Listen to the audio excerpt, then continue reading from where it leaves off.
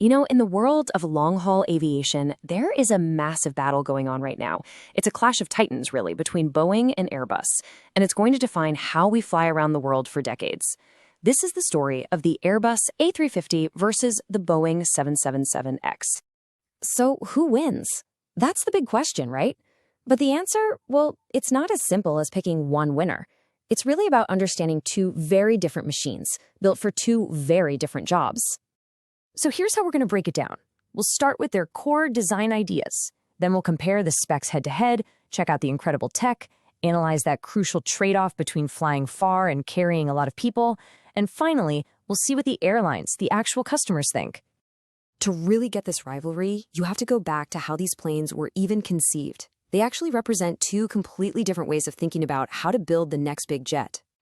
So on one side, you have Airbus. With the A350, they basically started with a clean sheet of paper. They used over 50% lightweight carbon composites, all to chase radical fuel efficiency and, hopefully, lower maintenance costs down the line. But on the other side, you've got Boeing. They took a totally different path, evolution. They redesigned their already incredibly successful 777, betting on a proven winner. Okay, so what does that all mean when you look at the cold, hard numbers? Let's get into the tail of the tape. The first number that just jumps off the page is this one. 26 tons. That's how much heavier the Boeing 777-9 is than the A350-1000.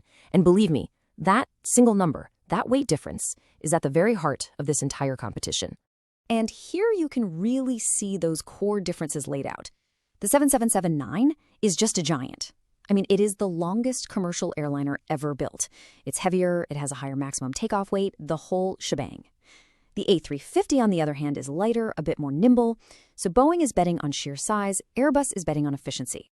All right, now this is where things get really cool. Both of these planes are just packed with amazing technology. But the most mind-blowing stuff is happening on the wings, where each company has developed its own secret weapon for an aerodynamic edge. Boeing's solution, it's just pure mechanical genius. See, to get maximum efficiency, you want a really, really long wingspan. But at almost 72 meters, the 77X wing is just too big for most standard airport gates. So, what did they do? They created a 3.5-meter wingtip that literally folds up after the plane lands. It allows this enormous wing to fit into the airports we already have. It's an absolute first for a commercial jet. Now, Airbus went a completely different way. It's all about software. They call it a morphing wing.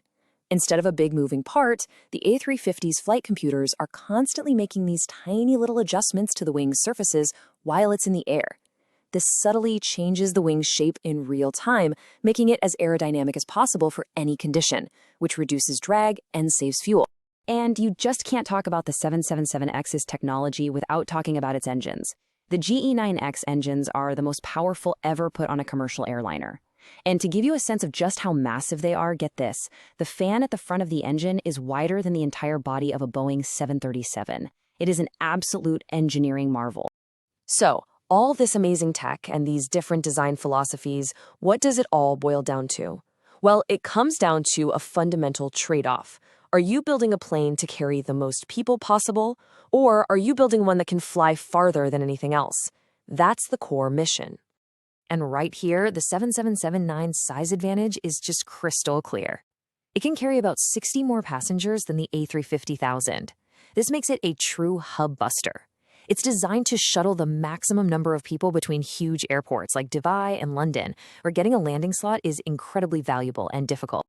But when it comes to range, the tables turn, and they turn dramatically. That lighter, more efficient A350-1000 can fly an unbelievable 9,000 nautical miles. That's way beyond what the 777-9 can do. This makes it the undisputed champion of ultra-long-haul flight, capable of connecting cities that were previously impossible to link nonstop. And if you want to see that capability in action, there is no better test than what Qantas is doing with Project Sunrise, the airline's moonshot goal: to fly nonstop from Sydney to New York and London. We're talking about flights that can last up to 22 hours. So how did they do it? Well, Qantas chose a specially modified A350-1000.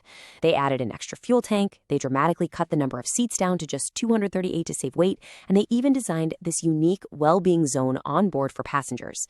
This was a mission that the heavier, capacity-focused 777X just couldn't do, and it proved the A350's incredible versatility. Okay, so we've looked at the specs, we've looked at the missions, but what really matters at the end of the day is what the airlines think. How are they voting with their checkbooks? You know, the biggest story for the 777X has been its delays.